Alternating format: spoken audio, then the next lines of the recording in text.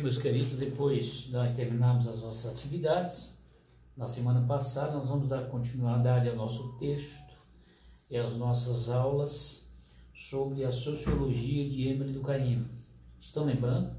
Nós falamos sobre fatos sociais. Para ele, o fato social é algo que acontece isolado do homem, ou seja, o homem não interfere nas questões do fato social.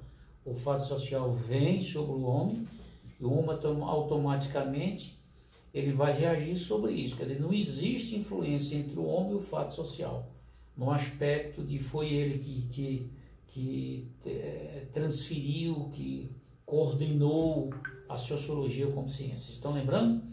Nós falamos sobre os fatos sociais, generalidade, exterioridade, coercividade. Estão lembrando essa questão que nós falamos? E automaticamente nós vamos falar hoje sobre a anomia social. A anomia social, segundo o sociólogo Emile Durkheim, é onde é uma condição em que o indivíduo não tem leis onde ele é regido.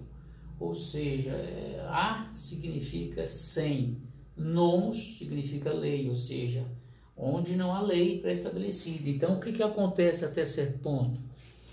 O indivíduo, por não ter essas regras pela sociedade, e na ausência dessas regras, o indivíduo cria um estado de desarmonia social. Porque onde não há lei, não é aquela lei imperativa dogmática, é aquela lei orientativa. Porque o indivíduo, a natureza do indivíduo, segundo alguns sociólogos, ela é má. E se não houver alguma coisa que imprime, que reprime essa maldade, que imprime nele determinados valores, ele faz o que quer. Então, a anomia social é onde não há lei. É muito difícil, praticamente impossível haver uma sociedade onde não há regras, porque cada indivíduo cria sua regra e se autodestrói, destrói todo o grupo. Ele fala também sobre a questão do suicídio.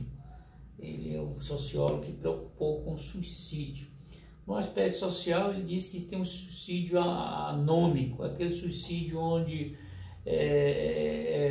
a pessoa, até certo ponto, por alguma perda, né? O aspecto psicossocial do indivíduo é fundamentado no ter. Então, quando existe essa perda muito grande, é perca do ter. Nós não vamos aqui colocar o suicídio passionista no sentido da perca do outro nos relacionamentos.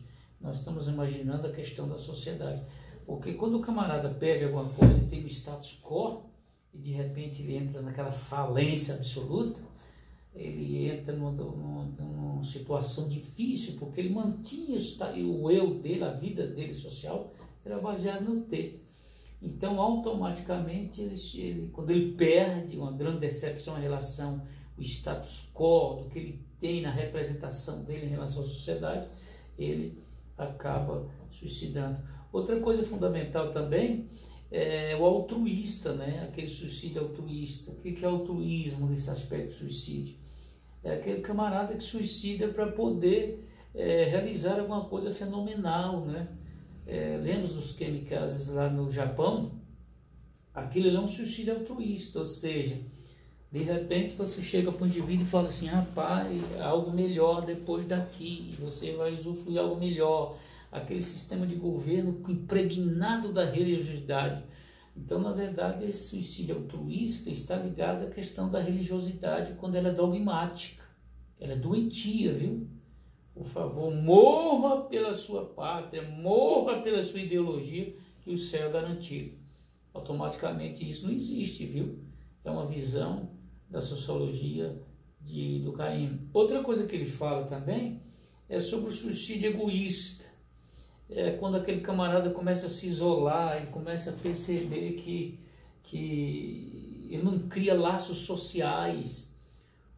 Até certo ponto a relação dele social não tem valor nenhum, e ele percebe o seguinte, que não tem mais sentido viver, porque quando nós não temos a representação do outro, porque agora nós queremos falar de uma questão clínica, mais psicanalítica, não como sociólogo. Existe o isolamento normal, aquela individualidade normal, que o camarada se afasta para se autoconhecer, isso é normal.